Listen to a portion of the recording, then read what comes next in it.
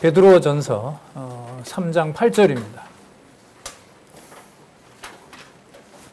신약성경 베드로전서 3장 8절 말씀 제가 보겠습니다.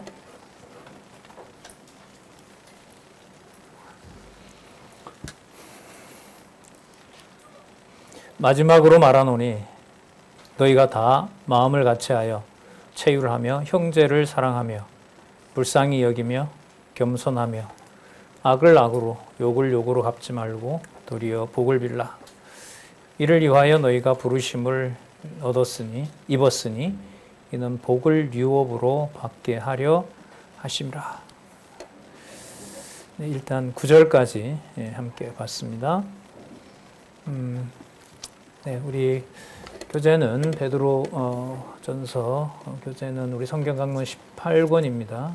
9376쪽에 보시면 베드로전서 3장 8절부터 22절까지 성령께서 부활 승천하신 이가 바로 그리스도이심을 성도로 선하게 생활함을 통해서 언약하신 대로 이루시는 여호와를 계시하시는 내용이 나타납니다.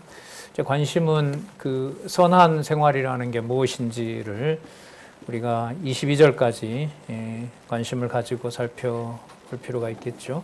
이게 3이니까요. 앞에 1, 2가 나왔는데 2장 13절부터 거룩한 생활의 실제는 거룩한 생활은 구별되어 있는 거죠. 저때 구별은 그 인간적인 구별이 아니라 우리의 본성 자체에 구별되어 있는 겁니다. 예수께서 육의 몸을 이 땅에 입고 오셨지만 그가 잉태했을 때부터 또 이 땅에 계시는 동안 그리고 3년 이제 자신을 나타내셨을 그리고 모든 사람들이 그의 행위를 보고 또 말하고 평가하고 했던 그 모든 예수님의 행위는 이 땅에서 역사적으로 성취되었지만 이 땅에 있는 언어와 이 땅에 있는 기준으로는 평가할 수 있는 것이 아닙니다. 그걸 뭐라 그러냐면 거룩이라고 얘기를 합니다. 그 교회라는 의미가 바로 그 거룩을 얘기를 하는 겁니다. 그러니까 그리스도께서 교회의 머리가 되신다는 말은 그리스도의 몸된 교회가 그리스도를 이 땅에서 보내셔서 이루신 모든 일들을 전적으로 기록한 하나님의 말씀에 따라서 그때 그 말씀은 전적으로 이 땅에 속한 문자와 언어지만은 이 땅에 속한 것으로 볼 수 없도록 하고 하늘에 속한 영적으로 구별된 그 말씀으로 보게 한다는 의미에서 거룩한 생활이라고 할 수가 있습니다. 그래서 평가가 정반대가 되는 거죠. 그리스도가 죽으신 일이 아버지가 가장 기뻐하는 아들이다.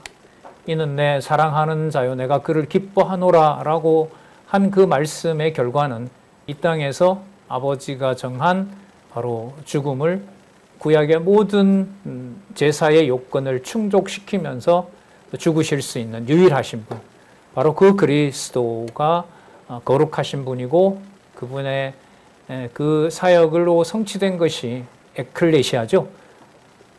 세상으로부터 구별된 어떤 곳, 장소, 또 그런 사람들. 자, 그렇게 우리가 교회 개념을 가지고 있기 때문에 오늘 거룩한 생활의 실제 부분을 1, 2, 인간의 제도에 순복하게 하신다는 거 기억나시죠?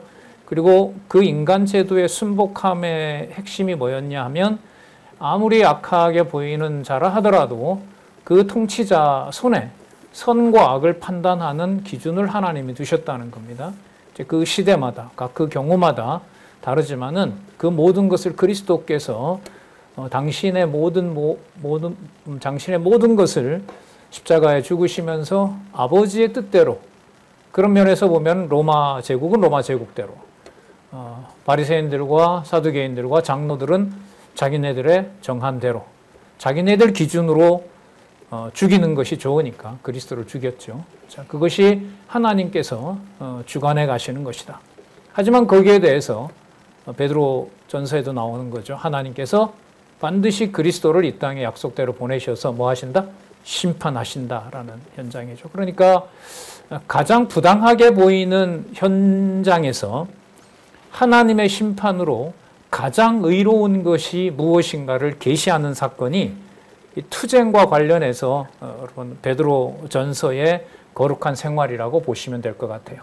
그게 이제 앞으로 3장, 4장, 5장이 나왔는데 그 부분을 보면 살펴볼 수가 있습니다. 그래서 부부가 선하게 생활한다는 것도 어떤 희생을 남편이든 아내이든 감수하게 해서 그의 행위를 보고 원망 없이, 불평 없이 상대방의 어떤 굴종을 보면서 그리스도가 죽으시면서 보여주신 수치가 하나님이 보실 때 의로운 행위라는 것을 그 사람에게 전할 수 있도록 한 것이 부모로서, 아내로서, 남편으로서 당하는 고통의 거룩함이 있다.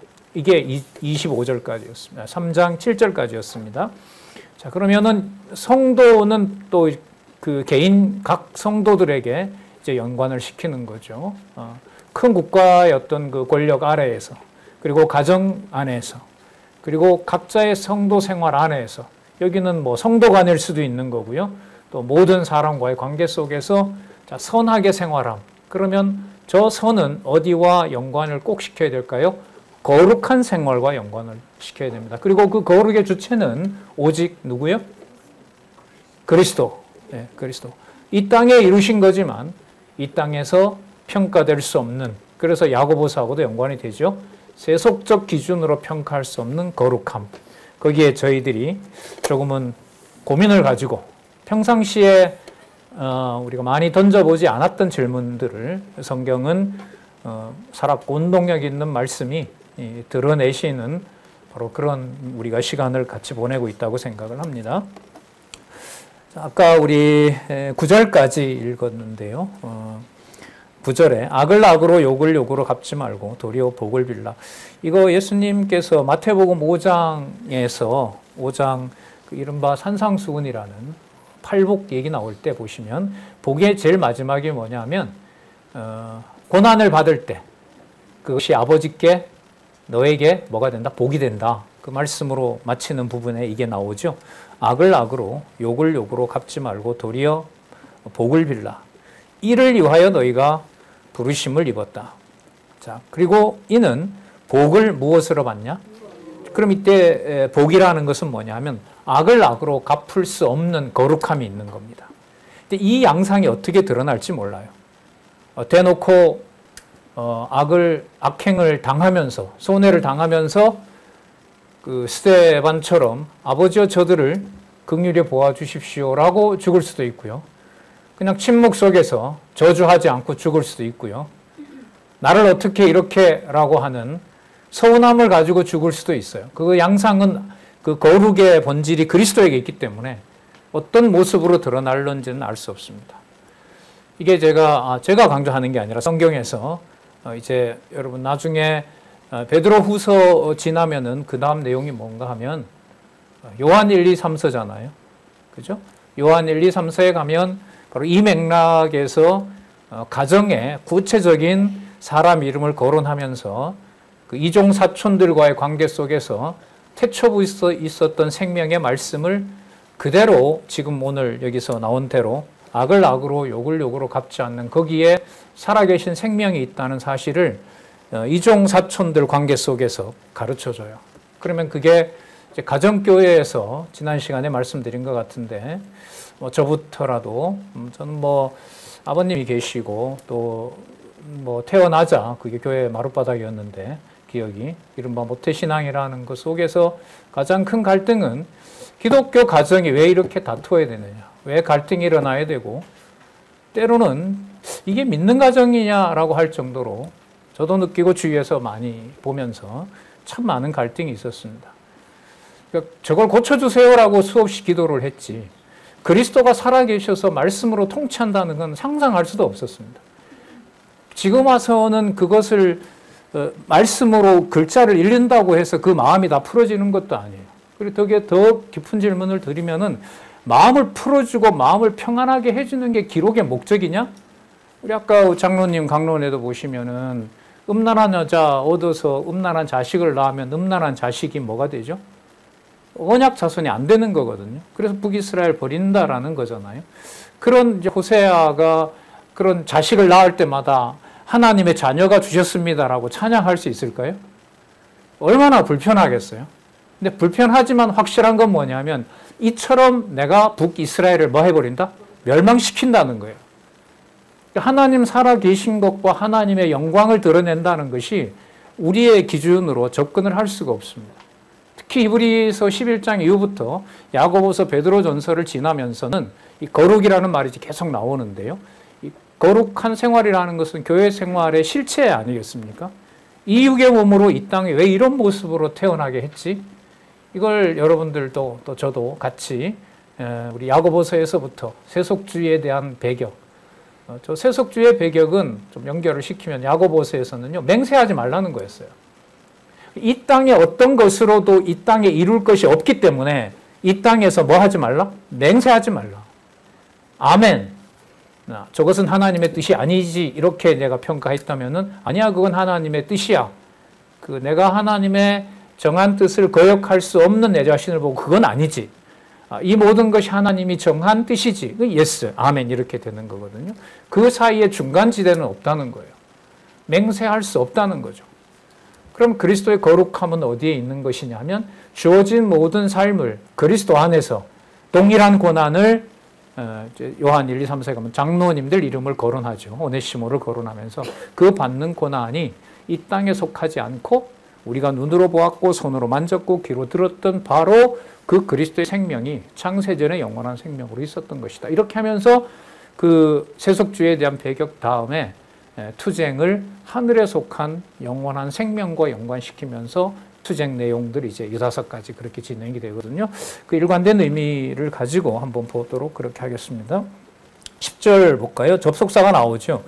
뭐라고 나옵니까? 그러면 악을 악으로 욕으로 갚지 않도록 하는 이 복을 유업으로 우리가 받았으므로 이런 말입니다. 여러분, 이건 행위가 아닙니다. 이거는 본질적인 규정이에요. 그래서 제가 아까 그런 말씀 드렸죠.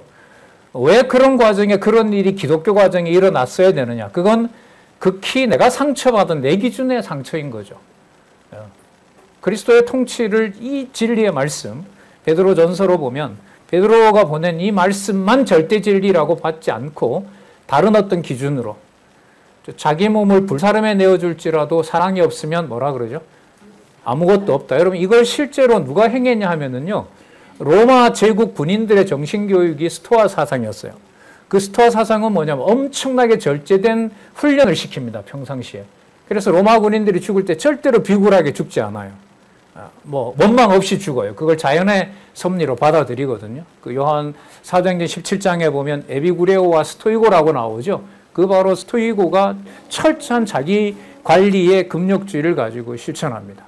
그 로마 그 폭군 네로 황제의 스승이었던 세네카라는 자가 있는데 그 사람이 대표적인 사람이죠. 그런 글을 썼고요. 그래서 죽으면서 배신을 당하면서도 이른바 바깥에서 봤을 때는 자기 관리를 철저히 한 사람으로 그렇게 기억이 됩니다.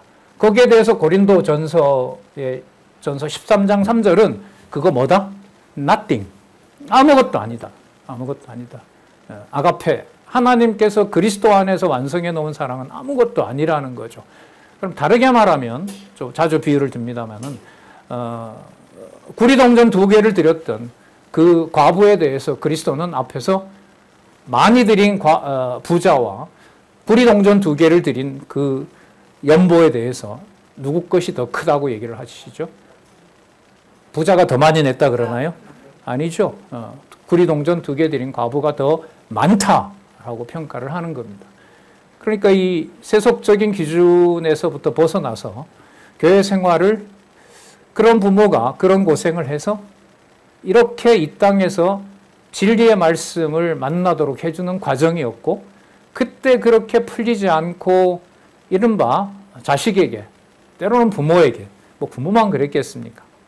지금도 생각하면 그 교회 다니면서도 그 청소년 시절에 특히 이제 아버지는 무서우니까 엄마한테, 어머니한테 내질렀던 뭐 상상하기도 싫죠, 사실. 기억하고 싶지 않던 그 많은 말들이 계속 고민이 되는 거죠. 저것 역시도 거룩한 생활의 실제 속에 들어오는 것일까? 그때는 철이 없어서 그냥 버린 자식이고 어느 틈엔가 이렇게 하나님 자녀가 된 거겠죠. 그때는 버린 자식이었지 않았을까요? 엄마한테 막 대들고 막말하고 이러는 거. 그때도 거룩한 생활의 실제가 있었던 걸까요? 예. 질문 안 하기로 했는데. 더운데 자꾸 질문하면 같이 고민이나 이런 걸 하신 분들이 계시다면은 말씀밖에는 답이 없는 거죠. 그러므로예요. 무엇을 사랑하고? 자, 이때 생명은 영원한 생명입니다. 이때 그리스도가 죽으면서 아버지로부터 확약을 받은 그게 여러분 3장 7절에 지난번에 어떻게 나왔냐 하면 아내를 규정을 이렇게 하죠. 생명의 은혜를 무엇으로? 유업으로 함께 한번 보시기 바랍니다. 3장 7절 끝부분에 보면 이게 이어지는 말씀이기 때문에 그래요. 생명의 무엇으로? 유업으로 함께 받을 자이기 때문에 그래요. 그게 아내에게뿐만 아니라 모든 자에게, 뭘 행하는 자에게? 원수와 악행하는 자에게도 그 각 악행하는 자와 원수 같은 자에게 어떤 분량으로 그 사람에게 생명을 사랑하고 그 자를 생명의 유혹을 받을 자로 함께 여기는지 그건 알 수 없어요. 그러나 성경은 이게 분명한 약속이라는 거죠. 그런 면에서 보면 나도 죽을 테니까 너도 같이 죽자. 이건 말이 안 되는 거예요. 자기가 동일한 은사를 자기가 받은 은사도 알고 남도 알 때에는 내가 이거 하는데 당신 왜 안 하냐. 야, 부모가 이 정도 했으면 자녀도 해줘야지. 그게 성립해요. 하지만 지금 이 구절 말씀부터는 그게 안 돼요. 그게 되지 않습니다. 그 속에 그리스도의 거룩함이 주관하시는 성도의 거룩함이 있는 거죠. 이 신비로운 거예요. 그래서 에베소서 비밀이라고 하잖아요. 교회의 어떤 이 일어나는 거룩한 삶을. 자, 계속 보겠습니다. 10절. 그러므로 생명을 사랑하고 좋은 날 보기를 원하는 자. 이 좋은 날은 신령한 복이 완성되는 거죠. 그래서 여러분이 좋다라는 거, 선하다라는 거 베드로 전서에서 선명하게 나오기 때문에요. 그때 또 말씀을 드리도록 할게요. 좋은 날 보기를 원하는 자는, 그럼 좋은 날 보기를 원하는 자는 아까 악을 악으로 갚을 수 있는 자가 좋은 날인가요? 악을 악으로 갚지 않는 것이 좋은 날인가요? 후자라고 할 수가 있겠죠. 그러니까 이게 거룩함이라는 게 진짜 땅과 하늘이 먼 거예요. 이건 섞을 수가 없어요. 이게 교회의 순수함이에요. 그래서 자꾸 교회라는 개념이 너무 어려워집니다. 이런 말씀들을 이제 말씀 보다가 여러분들에게 자주 좀 괴롭기도 하고 어떨 때 너무 신비롭기도 하고 그래서 말씀을 드리는데 생명을 사랑하고 좋은 날 보기를 원하는 자는 그 다음 나오죠. 야고보서에서 얼마나 신랄하게 다루었습니까? 무엇을 금하여? 혀를 금하여 악한 말을 그치며 그 입술을 괴유를 말하지 말고 입술을 떨지 말라는 말은 뭐 하지 말라는 거죠? 입술이 붙었다 떨어져야 뭐가 만들어져요? 말이 만들어지죠. 발음이 되는 거 아니에요? 그러니까 입술로 괴유를 말하지 말고라는 거죠. 이건 이제 본질적인 상태를 말하는 거고요. 이것을 바로 믿음의 행위, 행함이 없는 믿음은 죽은 믿음이다라고 했을 때 성도들이 가지는 거룩한 생활의 주관자가 그리스도라는 사실, 바로 거기에 모든 권위가 담겨 있습니다. 그래서 사소한 입술을 놀리지 않는 것도 구리동전 2개를 낸 과부처럼 바로 그리스도께서 주관하시는 교회에서 진리를 통하여 투쟁하는 경우가 된다는 겁니다. 여러분, 각자에게 주신 은사라는 걸 내 자신부터 시작해서 모든 사람이 어떤 은사를 받았는지 다 알 수 있을까요? 없을까요? 그건 알 수 없어요. 하지만 그리스도 안에서 선택한 하나님의 자녀는 각자 모두에게 뭐가 있어요? 은사 자체가 있는 거예요. 그리스도 안에서 선택받았다는 것 자체가 벌써 그게 은사이기 때문에. 그리고 그리스도 안에서 선택받을 때는 왕직만 있고 선지자직만 있는 게 아니에요. 무슨 직도 있어요? 제사직도 있는 거예요. 그 제사직을 히브리서에서는 어디에 있는 지성소에 들어간 사건이다? 하늘에 있는, 뭐 하는 것이? 형제에게 입술을 닫고 화목하게 한 그 순간에 작동하는 것은 내가 공부를 해서 축적한 힘이 발산한 것이 아니라 그리스도께서 하늘에서 만족한 화목제를 드렸기 때문에 그런 인내가 생기는 겁니다. 그래서 함부로 말할 수가 없는 거예요. 그래서 이게 복음서가 제가 하나의 좀 고민이 있었는데 복음서가 아니라 바울 이 서신도 그렇고 바울을 통해서 기록한 서신도 그렇고 뭐 유다서 같은 경우에도 그렇고 요한 1, 2, 3서 같은 경우에도 그렇고 이 뭐 한 장도 안 되는 이런 한 장밖에 없는 그 단 몇 분임을 읽은 이 내용들이 어떻게 절대적인 신적 권위를 가진 하나님의 말씀일까? 그 자체를 아무리 봐도 그런 권위를 알 수가 없거든요. 한 뭐 3분의 1 정도는 극히 개인적인 이야기고 이런 고민이 오랫동안 있었습니다. 성경 신학의 개론을 보면서 이제 일단 놀랐죠. 아, 이게 묶이는구나. 창세기부터 요한계시록까지 다 묶어지는 거구나. 거기에 일단 놀란 거고요. 이제 본문 하나하나씩 지금 뭐 얘기하다가 그랬는데요. 혀를 금하여 악한 말을 그치며 그 입술로 괴를 말하지 말고 이거 야고보서에서 3장에서 특히 다루었죠. 11절 볼까요? 악에서 떠나 선을 행하고 그럼 여기서 말하는 악은 악을 악으로 갚는 것이 아니라 악을 무엇으로? 악을 않게 되는 것.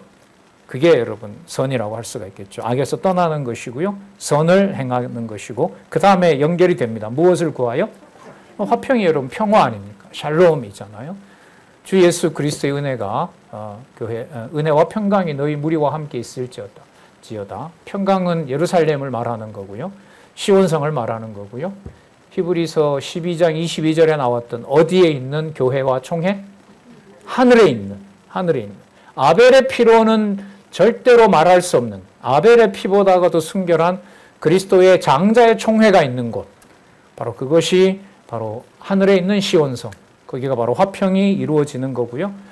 이 진리의 말씀이 각 성도로 하여금 절제하게 하고 인내하게 하고 극한 상황에서도 스데반 경우처럼 또 그리스도의 말씀처럼 아버지여 당신의 뜻을 다 이루었습니다라고 하는 그 아멘이잖아요. 그게 그렇게 아멘 할 수 있는 그 상황과 정황 그것이 바로 베드로전서에서 거룩한 생활을 촉구하도록 이 말씀을 우리에게 주신다고 봅니다.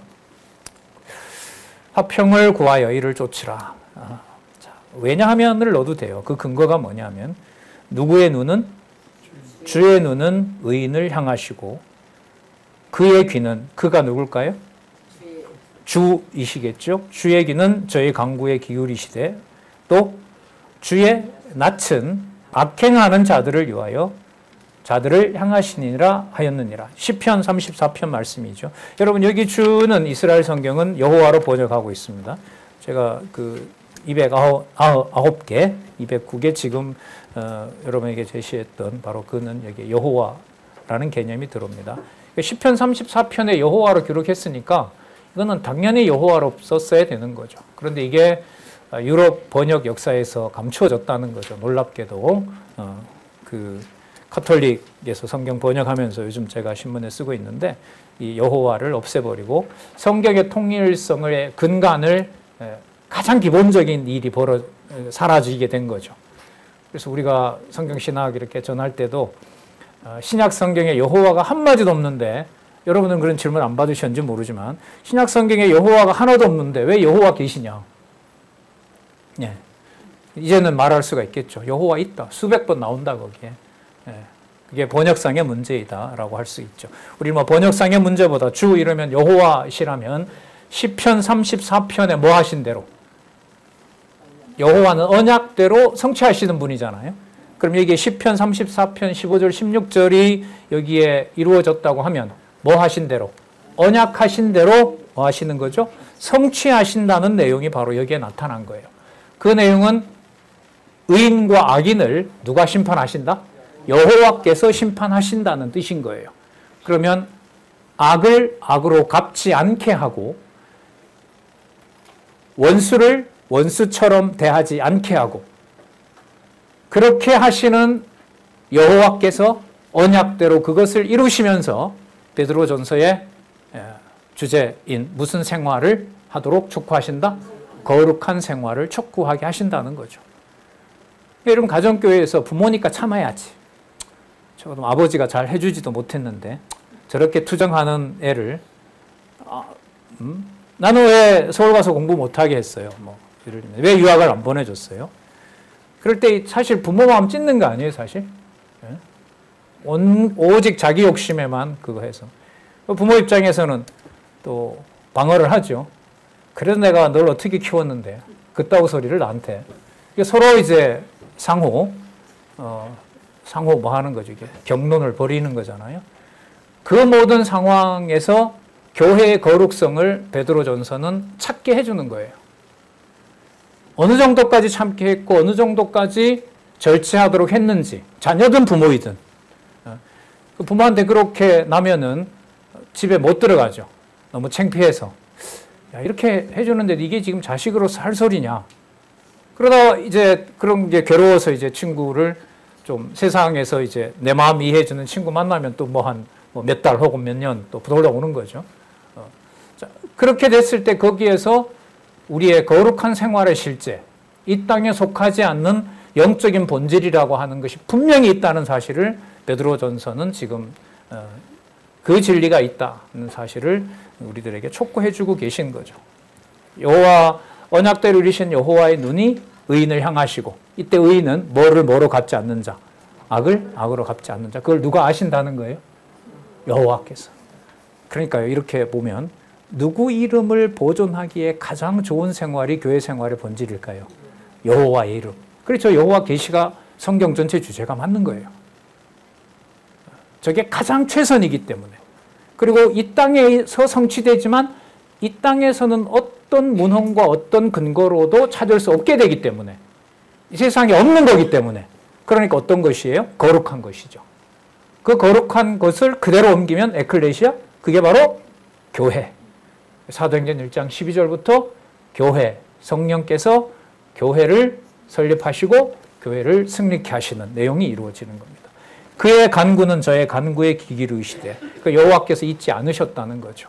그리고 마지막에 여호와의 낯은 악행하는 자들을 향하시니라. 뭐 한다? 저자를 저렇게 둘 수 있습니까? 원수 갚는 거. 그거 원수 갚는 것은 나에게 있다. 이걸 여호와께서 성취해 가신다는 겁니다. 그럼 뭐와 뭐가 구분이 될까요? 선과 악이 누구 기준에서 구분을 시키는 걸까요? 여호와 하나님 기준에서 선과 악을 구분시켜요. 그 절대적인 근거가 뭐냐면, 이 베드로전서로 보면 베드로전서를 베드로의 글로 보느냐, 하나님의 말씀으로 보느냐. 베드로전서의 특징이요, 시편도 나오지만 베드로전서가 다른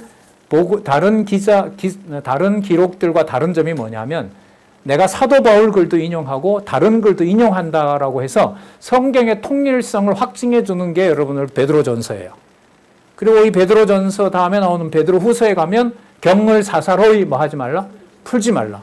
그래서 이 베드로의 이러한 주장을 베드로가 썼다고 했기 때문에 초대교회도 그렇고 칼빈 시대 개혁파들도 그렇고 베드로후서의 성경 권위를 그렇게 확증해 주는 후반부 내용을 초대교회도 그렇고 개혁교회도 그걸 받아들이려고 하지 않았어요. 루터 같은 경우에는 야고보서에서 걸려 넘어졌고요. 그러니까 이게 오랫동안 문제가 됐던 게 맞죠. 베드로를 보느냐, 살아계신 영원하신 하나님의 말씀으로 받아들이게 되느냐, 그게 거룩한 생활하고 거룩한 생활의 실체와 직접 관계가 되는 거죠. 자, 계속 볼게요. 주의 낯은 악행을 하는 자들을 향하시니라 하였느니라. 3장 13절에서부터 17절은 접속사를 좀 하나 넣는다면 왜냐하면 정도로 넣어도 될 것 같아요. 성도의 의와 선을 위해서는 고난을 받게 하는 것이, 악을 악으로 갚지 않게 하는 것이 하나님이 기뻐하는 뜻이기 때문에 그렇다 이거예요. 그게 13절부터 17절이에요. 13절 볼게요. 또 너희가 열심으로 뭘 행하면? 자, 그럼 이때 선은 곧 악을 악으로 갚지 않게 되는 것. 구약의 언약대로 이루어진다는 말은 누가 행위 주체가 되지 않는다는 거죠? 우리가 행위 주체가 되지 않는다는 거예요. 행위 주체가 되지 않는다는 것은 우리 기준으로 거룩한 것이 있다 없다라고 말할 수가 없다는 거예요. 하지만 분명 여호와의 이름을 담고 그 악을 악으로 갚지 않는 일은 예수님께서 말씀하신 약속이 이루어지는 것이 교회의 본질이라는 거죠. 이루고 싶어도 이룰 수 없어요. 예를 하나 들까요? 여러분, 나중에 회복되는 천년왕국을 그대로 둡니까? 사단에다 맡깁니까? 반드시 맡긴다 그랬어요. 반드시 맡기는 그 사건에서 안 돼. 천년왕국을 어떻게 사단에게 맡겨? 베드로처럼 모든 친구들을 동원해서 이 천년왕국은 사단이 건들 수 없도록 내가 막아야 되겠다. 마음은 이해가 되고 공감이 되지만 그 일이 성사될 수가 있을까요? 없어요. 그건 사단에게 맡겨야 돼요. 그래서 여러분 이 베드로전서에서부터 사실 이게 고린도 로마서에서부터 이 세상 권력 문제가 들어와 있는데요. 제가 이 고민을 많이 했기 때문에 쭉 연결이 돼요. 여러분 신령한 산제사 로마서 12장부터 나오잖아요. 13장에 가면 바로 이 문제가 나와요.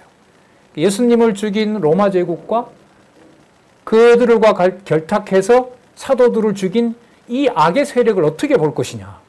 고민을 안 할 수가 없는 거죠. 지금도 마찬가지고요. 세상 살면서 얼마나 부당한 게 많습니까? 이 문제를 거룩한 생활과 관련해서 베드로 전서에서부터 쭉 어떻게 보면 밀고 가요.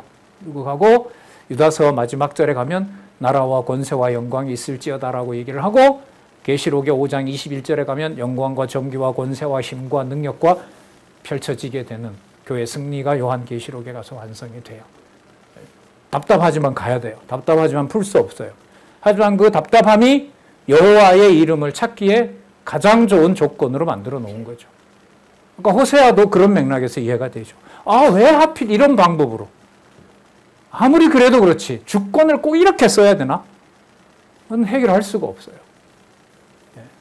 그러니까 성경을 공부하면서 겪는 내적 갈등들을 우리 과거에 이제 청년부들하고도 공부해보고 또 대학생들하고 공부해보고 하지만 어느 틈이 되면 같이 대화하기를 원해요.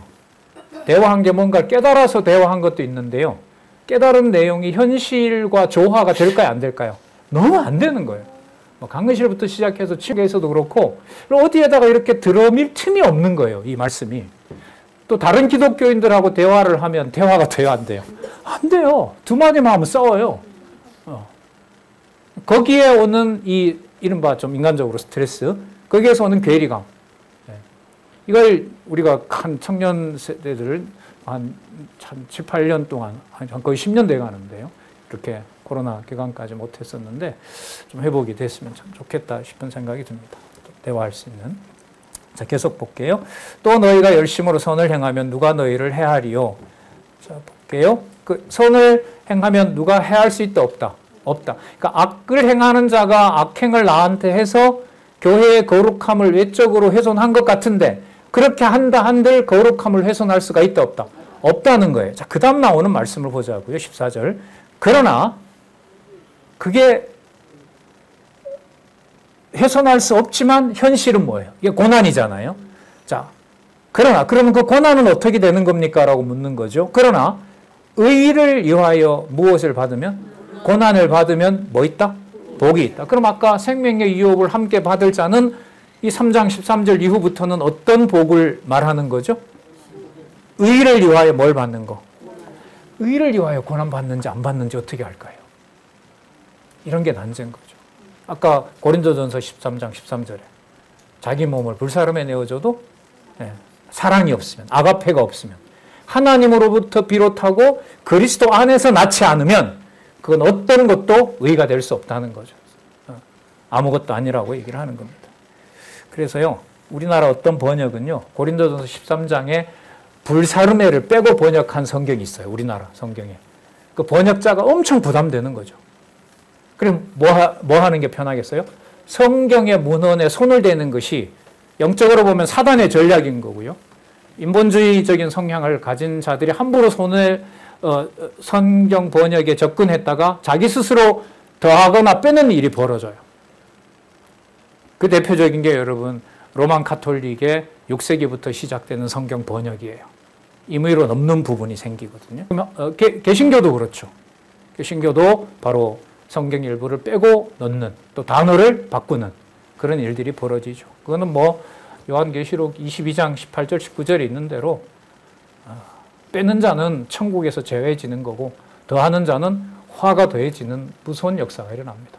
그 역사가 바로 말씀운동의 역사입니다.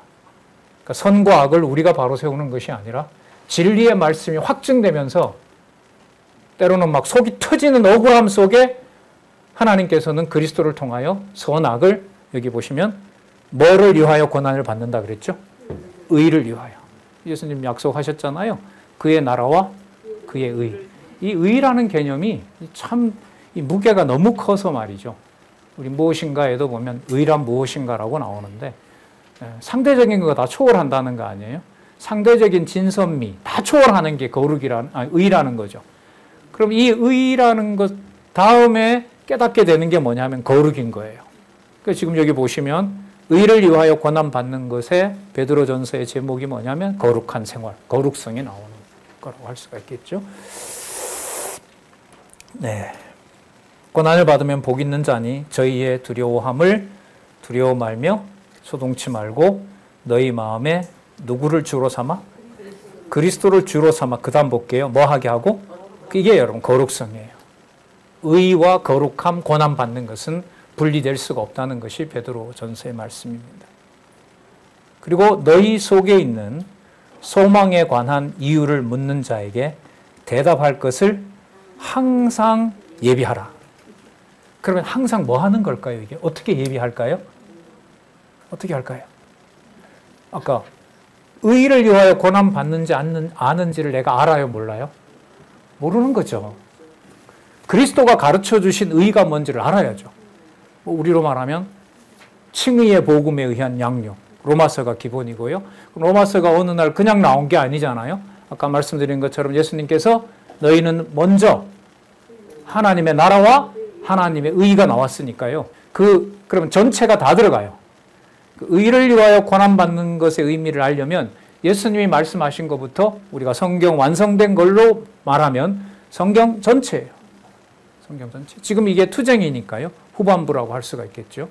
바로 그 의를 도덕적 기준을 다 넘어선 인간의 감정과 인간의 진리 판단과 인간이 추측하고 우리가 서로 공감하는 양심의 문제까지 다 벗어난 바로 그 의가.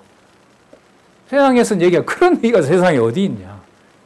그런 의가 세상에 어디 있어. 세상에 없다는 말을 해주는 거죠. 거기서. 있다. 그게 어떤 의냐. 바로 이 의다.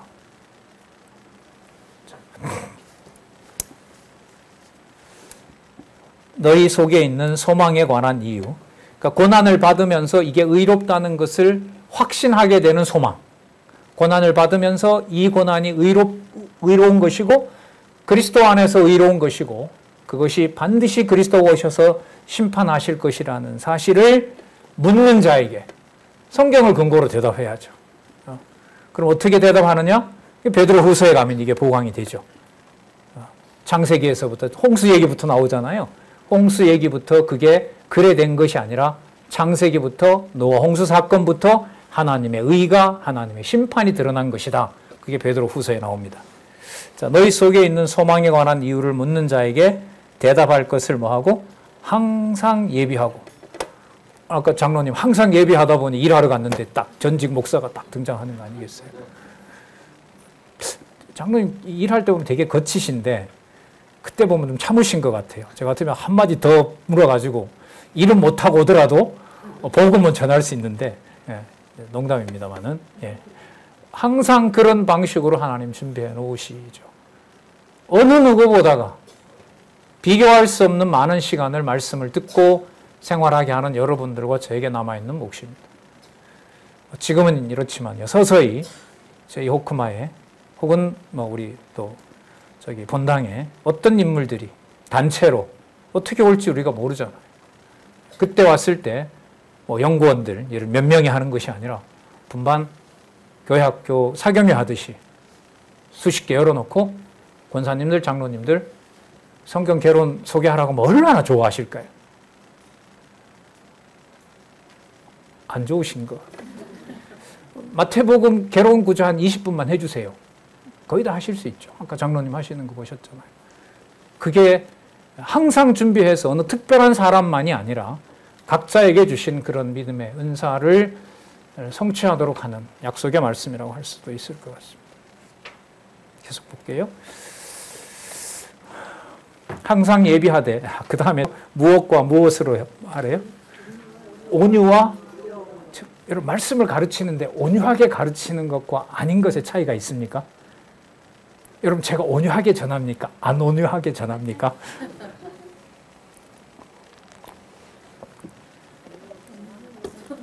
온유해요? 가끔은 아니죠. 가끔은 자기 변명하고 그렇게 하죠. 이 말은 항상 마음으로 준비해서 의의 말씀을 전한다는 것이 누가 주체가 안 돼요? 주체가 되기는커녕 뭐 할 수 있어요? 심판받을 수 있어요. 디모데전서 1장, 야고보서 1장 뭐 되지 마라? 네, 선생 되지 마라. 경고하고 있는 거죠. 그래서 여러분 두려움입니다. 온유해지면, 온유하게 보이면 두려워하는 것이나 이렇게 일치되면 얼마나 좋아요. 근데 온유한 것도 하나님을 속이는 일이 되거든요. 누구도 믿고 떤다고요? 하나님의 말씀을 믿고, 듣고가 아니에요. 야고보서에 하나님의 말씀을 믿고 떠드니라 이렇게 말합니다. 누가요? 사단이, 귀신이. 자, 온유와 두려움으로 하고 16절 무슨 양심? 선한 양심을 가지라. 자, 선은 이제 바뀐 거예요. 하늘에 계신 그리스도의 통치, 그리스도가 보내신 성령에 의해서 기록한 하나님의 말씀이 항상 전달되고 그것이 항상 먹는 생명의 양식으로 자리 잡지 못하게 하면 선한 양심은 가능하지 않습니다. 반대로 그 말씀을 먹는 자라면 예수님의 제자이든 동전 2개 낸 자든 누구 안에서 아까 우리 에베소서 첫 시간에 배웠죠. 성령 안에서 둘이 아니라 무엇이다? 하나다. 하나다. 그 하나라는 말이 가장 많이 나오는 게 에베소서이잖아요. 여기서 강조하고 있다는 말씀이겠죠. 선한 양심을 가지라. 이는 누구 안에 있는? 누구 안에 있는? 예, 아까 고난 받는데 의를 위하여라고 강조했고 여기는 누구 안에 있는 선행? 그리스도 안에 있는 너희의 선행을 욕하는 자들로 그 비방하는 일에 부끄러움을 당하게 하려 함이니라. 그러니까 여러분 육신으로 보면 당하는 거지만 그 상황에서 말씀을 제대로 전한 것이라면 이미 그 말씀은 그들이 오히려 뭘 하고 있다? 수치를 당하고 있다는 사실을 선포한다는 거죠. 그럼 이런 말씀으로 확신을 주는 것은 내가 전달하는 말의 확신일까요? 내 속에 주어진 믿음의 은총일까요? 후자라고 할 수 있죠. 그 믿음의 위력은 우리 히브리서 12장 13장에 봤잖아요. 토굴에서 톱으로 켜도 그 모든 것이 골고다에서 죽으신 그리스도가 하늘에 있는 지성소, 하늘에 있는 총회에 들어간 사건이다. 이걸 누가 누구에게 가르친다고 할 수가 있겠습니까? 소개하기도 두려운 말씀을 말이죠. 선행하는 자들로 그 비방하는 일에 부끄러움을 당하게 하려 함이라. 자, 17절 한번 같이 읽어볼까요? 시작. 선을 행함으로 고난받는 것이 하나님의 뜻일진데 악을 행함으로 고난받는 것보다 나으니라. 그럼 이때 여러분 악을 행한다는 것은 도덕적 악을 말하는 걸까요? 그리스도 밖에 있는 모든 행위를 말할까요? 후자이죠. 그 속에는 도덕적으로 의롭다고 60억 인구가 다 찬사를 보내는 행위를 하더라도 누구 안에 있지 않으면, 그리스도 안에 있지 않으면 이게 사람 말이 아닌 거예요. 이게. 60억이 박수 쳤으면 그건 이 세상에서 보편적인 가치이고 누구나 다 공감할 수 있는 진리여야 돼요. 그런데 성경은 아니라는 거죠. 이 땅에 속한 것으로 의를 평가하지 말라는 거잖아요. 할 수 없다는 거고요. 거룩이라는 것을 생각할 수가 없다는 거예요. 그러면 다시 돌아오는 거죠. 그럼 나의 거룩함, 성도를 대했을 때 서로 주고받고 입술이 열리고 혀가 움직이면서 진리의 말씀 아래 거하는 우리의 경우, 어느 누구와도 비교할 수 없는 성경 전체를 하나님의 말씀으로 준 교회 동역자 협회 지체들과 동역자들, 도대체 이 사건이 뭘까? 제가 79년 성감도에서부터 시작이 됐다고 제가 알고 있는데 38년? 그렇죠. 36년 7년, 46년 7년인가요? 그 기간 동안에 여기서 벌어졌던 또 여기서 드러난 바로 의를 위하여 고난을 받는 바로 하나님의 뜻 앞에 하나님의 심판을 볼 수 있는 역사, 그 역사는 약속이 되어 있고요. 앞으로도 성취가 반드시 되겠죠. 어떤 방식으로든. 글쎄요, 사실 많이 바뀌고 뭐 갈등도 더 많이 하고 생각도 더 많이 하는 건 맞는 것 같아요. 저도 이제 말씀을 이렇게 뭐 준비는 하지만 또 제 스스로도 여러분들처럼 공부하는 시간이 있고요. 또 매일 뭐 거의 만나는 가족들과의 어떤 사소한 갈등에서부터 또 아름다운 일을 한다고 시작하지만 교회에서 생기는 갈등. 그런 속에서 저런 제목들 있잖아요. 이게 왜 거룩한 생활이라고 굳이 해야 되지? 이게 어떻게 세상과 분리된 뭔가 따로 있다는 거야? 상처받을 거 다 받고 도대체 보기 싫은 것도 지금 며칠째 계속되는데 이런 삶 중에서 거룩한 생활이라는 게 도대체 뭐야? 결론은 일단 하나 나와요. 아, 이건 내 속에 있는 거 아니구나. 내가 받은 게 아니구나. 내가 받은 정보가 내 거라면 내가 빨리 만들어내서 이론적으로 저 같은 사람의 직업이 그런 거니까요. 정당화하고 그러니까 그런 거야. 그래 되면 좋은데 그게 안 된단 말이죠. 하면 할수록 더 공허해지고 무가치해 보인다는 겁니다. 그럼에도 이 거룩한 생활을 성령께서 진리의 말씀으로 확증해 주시는 그 두려움은 어떨 땐 훨씬 커요.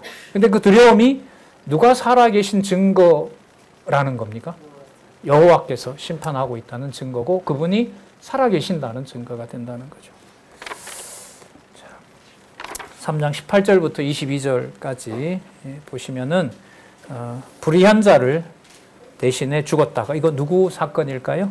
보시면 불의한 자를 대신에 죽었다가 부활 승천하신 자 누구이시죠? 그리스도이시죠. 우리의 의를 고난을 받되 의가 되도록 하도록 보장해 주신 분 바로 그리스도. 자, 18절 볼게요. 그리스도께서도 한 번 죄를 위하여 죽으사 의인으로서 불의한 자를 대신하셨으니. 그러니까 육의 몸을 입고 이 땅에 오셔서 고난받고 수치를 당하고 죽으셨는데 그분이 죄인이 아니라 뭐라는 거예요? 의인이라는 거죠.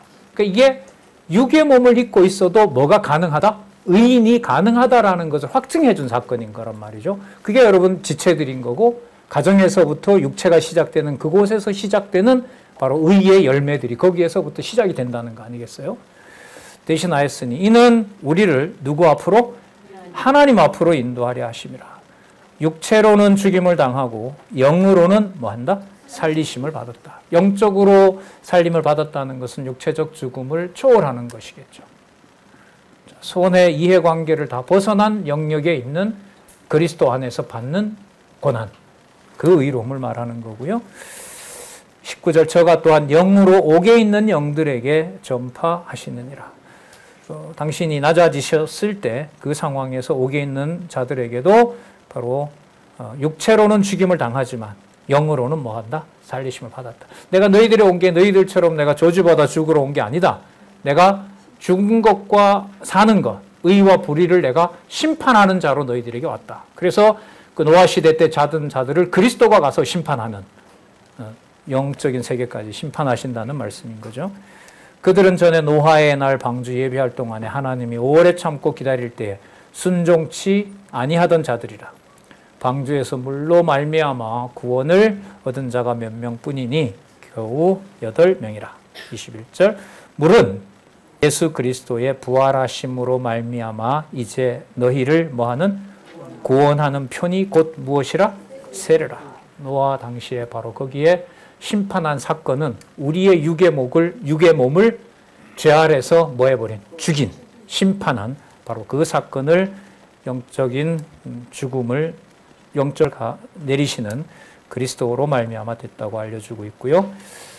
육체의 더러운 것을 제하여 버림이 아니뇨. 그렇다는 거죠. 그 다음 볼게요. 오직부터 22절까지 한번 같이 읽어볼게요. 시작. 오직 선한 양심이 하나님을 향하여 찾아가는 것이라. 저는 하늘에 오르사 하나님 우리 편에 계시니 우편에 계시니 천사들과 권세들과 능력들이 저에게 순복하시느니라. 아까 여러분 읽었던 그러면 오직 선한 양심은 누가 우편에서 심판하신다는 확증일까요? 그리스도께서 하늘에 오르사 하나님 우편에 계셔서 천사들과 권세들과 능력들이 저에게 뭐하도록 순복하는. 하지만 이 세상에는 세상의 권세들과 악령들과 능력들이 그 그리스도의 몸을, 그 교회를 어떻게 한다는 거죠? 핍박하고 고난을 가한다는 겁니다. 그런데 그 사건을 지금 여기에서 무슨 사건으로? 우리의 선한 양심이 그리스도의 죽음과 부활과 함께 아버지 우편에서 앉아 계시면서 세상을 뭐 하고 있다? 심판하고 있다. 순복하게 하고 있는 것이다. 그러면 여러분, 그리스도가 죽으신 것이 아니라 누가 심판을 당한 거죠? 세상이 심판을 당한 거죠. 로마 제국이 심판을 당한 거고 유대가 심판을 당한 겁니다. 예. 여러분들과 제가 진리 안에서 손해를 받고 있는 거라면 그 손해는 손해로 끝나는 것이 아니라 누구의 엄격한 심판이 집행되고 있는 것이다? 아버지 우편에 계신 그리스도께서. 예. 자, 그 다음 내용들은요, 바로 오직 우리의 선한 양심이 살아계신 그리스도께서 모든 영적 세계들을 뭐 하시는? 순복시키는. 그러니까 뭐는 건드려도 뭔 건들 수 없다? 육은 건드려서 그들로 교회 생활을 못하게 하는 것처럼 보이지만 절대로 내 안에 아버지의 자녀된 자들, 생명을 유업으로 받을 자들에게는 어떤 것도 건들 수가 없다. 그걸 확증해 주셨다. 그게 여러분 22절까지의 내용입니다. 자, 그렇다면 4장 1절에서부터 거룩한 생활의 결과가 무엇인지, 고난을 피하라가 나올까요? 따라서 고난을 당하는 게 당연하다 이렇게 나올까요? 그래서 제목이 그렇게 나오네요. 4장 1절에서부터 19절, 고난을 당하며 봉사함. 예. 수고들 하셨습니다. 기도하겠습니다. 하나님 아버지 감사합니다. 말할 수도 없고 또 더더욱 듣고 깨달을 수도 없는 놀라운 하나님의 말씀, 이 시간 듣게 해주시고 그 말씀을 주신 능력을 따라 이 시간 저희들에게 오직 살아계신 아버지 우편에서 교회의 머리가 되시고 그때그때마다 억울함과 우리의 울분을 진리의 말씀으로 순화시켜 주시는 놀라운 은총에 귀한 우리 동력자들, 우리 선후배 지체들 진리 안에서 더더욱 견고하게 하시고 하나님께서 준비해 놓은 아름답고 선한 양심으로 선한 일을 도모해가는 주의 귀한 지체들 될 수 있도록 우리를 항상 보호해 주시고 또한 항상 진리의 말씀으로 이끌어 주시기를 원하오며 예수님의 이름으로 기도드렸습니다. 아멘.